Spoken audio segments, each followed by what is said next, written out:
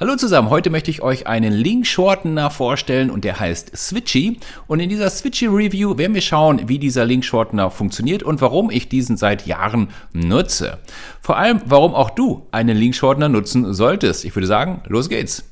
Warum braucht man eigentlich einen Link-Shortener? Man kann doch Links auch einfach so rausschicken und alles ist gut. Nun, die Sache ist die, manche Links sehen einfach nicht schön aus, sie sind einfach zu lang, man kann sich das nicht richtig merken. Es gibt viele Gründe, warum man einen Link-Shortener nutzen könnte.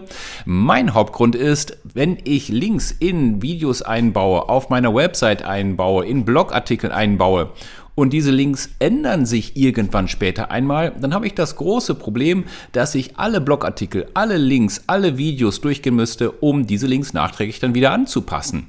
Sei es, dass es ein Link zu einem Produkt von mir ist oder sei es, dass es auch ein Partnerlink zu einem anderen Produkt ist. Über einen Link-Shortener passiert das nicht, denn ihr habt hier alle Links in einer Oberfläche zusammengefasst und könnt dann dort einfach eure Anpassung vornehmen und überall, sei es in euren Social-Media-Kanälen, auf YouTube, in eurem Blog, wo auch immer ihr den Link eingesetzt habt, überall wird dann dieser Link entsprechend aktualisiert. Ich nutze hier switchy.io schon seit Jahren und bin damit sehr, sehr zufrieden. Warum? Zum einen kann ich Switchy nicht nur als Link-Shortener nutzen, sondern ich kann hier auch Retargeting-Pixel einbauen, wenn ich möchte, also auch für Marketingzwecke meinen Link-Shortener nutzen. Ich habe ein AB-Split-Testing dabei, um verschiedene Links über einen Link dann zu testen. Also habe ich zum Beispiel zwei Websites, die ich gegeneinander testen möchte. So kann ich hier einen Link teilen und Switchy verteilt dann den Traffic auf die verschiedenen Websites und ich kann in der Statistik später genau sehen, welche Website am besten performt hat.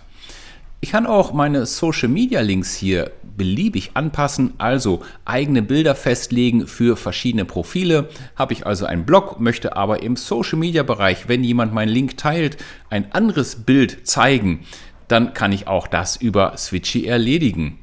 Spannend ist auch, dass ich hier Retargeting-Kampagnen für meine Ads-Kampagnen mit Switchy aufbauen kann, egal ob ich das bei Facebook, Twitter, LinkedIn, Instagram oder Google Ads mache. Überall kann ich auf diese Weise meine Anzeigen-Performance natürlich verbessern und über die Grafiken sehe ich auch sofort, welche Links haben am besten performt. Das Ganze ist selbstverständlich auch GDPR-compliant, also ich habe hier, wenn ich Links habe und ich möchte das GDPR-compliant haben, kann ich auch da meinen Datenschutzhinweis in die Links einbauen, also ein sehr mächtiges Tool.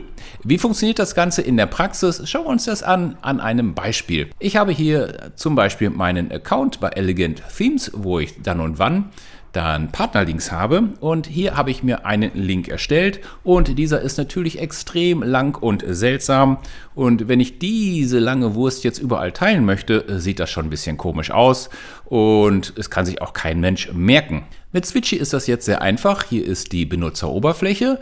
Auf der linken Seite habe ich meine verschiedenen Ordner, die ich beliebig anlegen kann und das Hauptaugenmerk liegt natürlich hier bei meinen ganzen Links. Da habe ich einen Titel, ich sehe, wie viele haben drauf geklickt, wann habe ich den Link erstellt. Ich kann Pixel hinzufügen, Notizen hinzufügen, dann habe ich die URL, dann den Link, den ich teilen möchte, nochmal aufgebröselt und habe hier noch verschiedene Daten im Schnellzugriff, Statistiken, den Link, ich kann ihn direkt von hier aus teilen, ich kann eine Vorschau mir anzeigen lassen, ich kann aus dem Link auch direkt einen QR-Code generieren und diesen dann beispielsweise auf meiner Website oder sonst wo einbauen. Natürlich den ganzen Spaß auch bearbeiten. Ich kann mir einen Report dazu ziehen und den Link auch duplizieren, respektive löschen. Erstellen wir jetzt einen neuen Link. Wie geht das? Sehr simpel. Ich habe ja gerade eben meinen von Elegant Themes einmal kopiert, diese lange Wurst. Und diesen Spaß kopiere ich einfach hier oben hinein und sage Switch it. Letzten Endes bin ich an dieser Stelle schon fertig. Switchy zieht sich jetzt alle Daten, die es braucht. Ich habe hier jetzt die Möglichkeit, ein eigenes Bild festzulegen. Ich kann den Titel, ich kann die Beschreibung individuell festlegen. Was ich meist mache, dass ich für mich hier vorne eine kurze Beschreibung habe. In diesem Fall geht es um die Divi Cloud und so kann ich in der langen Liste sofort meinen Link finden. Also dieser Linkname ist an der Stelle eher für mich. Auf der rechten Seite kann ich jetzt hier Pixel hinzufügen, brauche ich an der Stelle nicht. UTM-Text kann ich hinzufügen. Ich kann dazu auch ein Template festlegen. Wer also hier mit Google Ads oder Ähnliches arbeitet, wird das sehr zu schätzen wissen. Der nächste Schritt ist jetzt auszuwählen, wie mein eigener Link aussehen soll. Und hier kannst du mehrere Domains festlegen, über die du verschicken möchtest, auch eigene. In diesem Fall ist es ein Link, den ich für Designers In erstelle. Und dahinter schreibe ich, wie der Link konkret heißen soll. Im besten Fall auch so wie das Produkt. Das ist die Divi Cloud. Letzten Endes bin ich jetzt an dieser Stelle schon fertig, aber wir haben noch ein paar mehr Möglichkeiten. Ich habe hier die Advanced Option, die ich aufklappen kann. Als erstes kann ich verschiedene Ordner festlegen und sagen, wie ich meine Links sortieren möchte. An dieser Stelle wäre das dann Designers In für mich. Ich kann zusätzlich eine Notiz hinterlegen. Ich kann diese Links auch in einem Widget einbetten. Sehr interessant. Wer hier zum Beispiel ein Widget auf seine Seite einbauen möchte, der kann hier ein richtiges Widget mit Bild, Beschreibung, Titel und Link sich generieren lassen. Sehr interessant. Spannend ist auch das Deep Linking. Wenn ich also in eine App hinein meinen Link verlinken möchte, dann bräuchte ich die Deep Linking Funktion. Auch hieran ist gedacht. Wer als Affiliate arbeitet, der weiß in der Regel das Link Cloaking zu schätzen. Das bedeutet, sobald dies aktiviert ist, kann der Kunde nicht mehr sehen, wie der korrekte Link ist. Nun, ich habe das in der Regel bei mir ausgeschaltet, denn ich habe nichts zu verbergen. Wenn ein Kunde auf einen Link klickt, dann kann er gerne sehen, wie der konkrete Link ist. Alles in Ordnung. Wer das aber nicht möchte, hat hier die Option. Gleiches gilt für Tags. Ich kann also mein ganzes System auch per Tags sortieren. Ich muss nicht nur mit Ordnern arbeiten, sondern kann auch mit Tags arbeiten. Für mich eine sehr spannende Funktion ist hier der Rotator. Das ist das A/B-Testen. Und ich kann hier verschiedene Ziele festlegen und dann meinen Traffic zu verschiedenen Zielen über den gleichen Link schicken und dann in der Statistik später sehen, welche Links am meisten geklickt wurden. Ich kann so verschiedene Websites gegeneinander austesten, vielleicht Buttons testen, vielleicht das Design testen, was auch immer. Ich habe also hier einen schönen A/B-Split-Tester in Switchy bereits integriert. Das ist eine Funktion, die ich in der Tat sehr gerne nutze. Wer international arbeitet, kann über Geolocation auch hier Redirections einbauen, also je nach Location ein anderes Linkziel angeben. Hast du beispielsweise eine Seite auf Deutsch und auf Englisch, kannst du den gleichen Link teilen.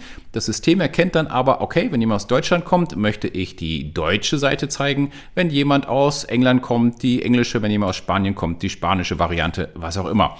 Also auch das ist hier möglich. Ich selbst habe Geolocation aber noch nicht genutzt. Was ich aber genutzt habe, ist aber die kleine Timer-Funktion.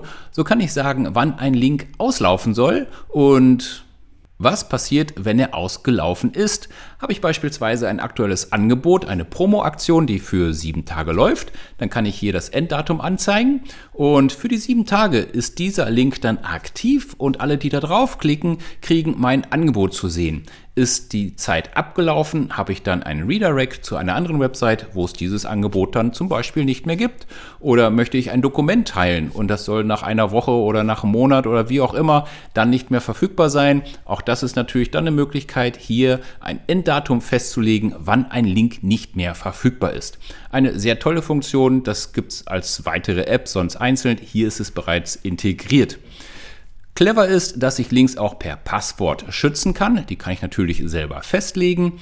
Habe ich also sensible Daten, die ich teile, dann kann ich diese per Passwort versehen, damit Dritte dies nicht öffnen können. Und habe ich sensible Daten oder nicht? In Europa sollte alles GDPR-compliant sein und auch das ist gewährleistet. Ich kann also bei Links, wo ich eine GDPR-Aufforderung brauche, habe ich zum Beispiel einen Link, der direkt zum Shop geht oder ähnliche Sachen, kann ich hier direkt eine Einverständniserklärung abrufen, bevor der Link dann weiterleitet. Bin ich mit meinen Einstellungen zufrieden? Wie an dieser Stelle brauche ich gar nicht so viel. Ich habe einfach nur den Link zur Website und das Ganze in meinen Ordner geschoben. Es geht also in der Regel deutlich schneller, weil man sich nicht alles durchlesen muss. Dann klicke ich nur noch auf Get My Link und fertig bin ich. Hier habe ich meinen Link und ab sofort kann ich jetzt diesen Link, den ich hier teile, der viel besser zu lesen ist, in all meinen Ressourcen nutzen. Sollte sich hier der Partnerlink zum Beispiel mal ändern oder möchte ich generell hier zum Thema Divi Cloud die Leute ganz woanders hinschicken, dann brauche ich nur noch hier auf Bearbeiten gehen, tausche hier oben meinen Link aus, den ich tauschen möchte und die Arbeit ist erledigt. Neben all diesen Dingen gibt es noch eine schöne, nette Zusatzfunktion. Das sind die sogenannten Smart Pages und wie ihr seht, habe ich diese auch schon bereits angelegt. So kann ich hier eine kleine Mini-Website teilen, auf der dann meine Links, die ich vorher angelegt habe, zur Verfügung stehen. Und das Ganze sieht sogar recht schick aus. Klicke ich hier mal drauf. Da sehen wir meine Smart Page. Die ist dann für Mobilgeräte optimiert. Hier habe ich also meinen Namen. Ich kann Websites hinzufügen. Ich kann Social Icons hinzufügen. Die Buttons kann ich alle selber anlegen. Ich kann Videos, Podcasts hinzufügen. Ich kann Daten automatisch aus meinem Blog einlesen lassen und dann hier auch nochmal auflisten. Es gibt noch viele weitere Funktionen, die ich hier gar nicht gezeigt habe. Ich habe einen kompletten Website-Builder für diese Smart Pages in Switchy mit drin, was es natürlich sehr angenehm macht, zum Beispiel für Instagram. Da kann ich nur einen Link hinterlegen. Wer eine Instagram-Seite hat, aber mehr Angebote als ein Link, der kann als Profillink eine solche Smart Page nutzen und dort dann seine ganzen Angebote auflisten, seinen Blog integrieren, seine Angebote, Product Offers, Videos, was auch immer ihr wollt, alles dort nochmal direkt in eurer Profilseite. Und so könnt ihr auch in Instagram und Co. über einen Link euer Portfolio komplett zeigen. Bei Integration haben wir noch verschiedenste Dinge, die wir dazu nehmen können. Wir könnten also auch innerhalb unserer Smart Pages oder was auch immer hier die verschiedensten Dinge direkt verknüpfen mit Switchy und so die verschiedenen Systeme miteinander verbinden. Wie ihr seht, gibt es hier jede Menge Integration für die sogenannten Deep Links. Möchte ich also einen Deep Link setzen, muss ich erst diese Integration installieren, dann Switchy autorisieren, dass es auf diese App zugreifen kann. Und dann kann ich Deep Links in die App hinein posten. Ganz ehrlich, ich habe das selber noch nicht genutzt. Was ich aber jeden Tag nutze, sind diese Smart Links. Wie ihr seht, habe ich hier 134 Links derzeit aktiv, über die mein Traffic generiert wird. Und wie ein Link funktioniert oder nicht, können wir uns dann auch im Detail anschauen. Hier kriegen wir die Statistik dazu, wie viele Klicks, wie viele User, über welche Devices, aus welchen Ländern diese generiert wurden. Also auch diese Statistiken sind an der Stelle völlig in Ordnung und reichen dicke aus, um einen Überblick zu behalten, wie die einzelnen Links performen. Bleibt natürlich die Frage, was kostet der ganze Spaß? Derzeit gibt es einen Lifetime-Deal für sage und schreibe $39 und hier könnt ihr Switchy ein Leben lang nutzen mit allen Features, die ich gerade gezeigt habe. Das Beste ist, ihr habt für $39 eigentlich alles, was ihr braucht. 30.000 Klicks pro Monat bereits im kleinsten Tarif enthalten. Das ist eine ganze Menge. Ihr könnt 8 eigene Domains verknüpfen. Ihr könnt unlimitiert Links dort einbinden. Also eigentlich alles, was man braucht, inklusive 2 Smart Pages mit Logo. Also mit eigenem Logo, 2 verschiedene Smart Pages, die ihr dort verbinden könnt. Und ihr könnt sogar 10 Teammitglieder in das System reinholen. Die größeren Tarife unterscheiden sich im Prinzip nur im Umfang der Klicks, die ihr pro Monat generiert. Da müsst ihr einfach schauen, wie viel Klicks ihr pro Monat entsprechend habt. Und das Ganze kann man dann stacken mit 5 Codes, das ist das Maximum. Mehr geht an der Stelle dann nicht. Für den Normalanwender dürfte allerdings hier der kleinste Tarif mit 39 € und 30.000 Klicks pro Monat dicke ausreichen. Wie immer gilt, meinen Partnerlink packe ich unten in die Beschreibung. Ob ihr nun Switchy oder einen anderen Short-Link-Builder nutzt, ist dir überlassen. Ich habe mit Switchy super Erfahrung. Es gibt natürlich auch noch 1000 andere auf dem Markt. Generell ist es eine sehr gute Idee, meines Erachtens, mit solchen Tools zu arbeiten. Denn der Arbeitsaufwand, mal über Dutzende, hunderte Seiten möglicherweise Links auszutauschen, ist enorm. Vor allem vergisst man über die Zeit natürlich, wo hat man eigentlich welchen Link eingebaut. Und wenn man wirklich hier eine Aktualisierung hinzufügen muss, dann steht man ziemlich auf dem Schlauch und es ist einfach sehr nervig. Mit so einem Shortlink-Builder ist das alles viel einfacher. Man hat alles schön aufgelistet. Es gibt noch die zusätzlichen Gimmicks wie den AB-Tester, wie das Passwort, mit dem ich dann den Link schützen kann oder auch den Timeframe, wo ich sagen kann, okay, ab diesem Zeitpunkt soll der Link nicht mehr aktiv sein. Ich möchte dann zu einer anderen Adresse weiterleiten. Gerade im Bereich Marketing ist das natürlich eine prima Sache. Schau dir das Tool an. Wenn es dir nicht gefällt, du hast ohnehin 30 Tage, ich glaube bei AppSumo sogar 60 Tage Geld-Zurück-Garantie. So oder so, ich wünsche dir gutes Gelingen mit deinen Links. Bis dahin, ciao der Marco. Weitere Tipps, Tools und Workshops rund um Marketing, Business und Erfolg findest du in meinem YouTube-Kanal.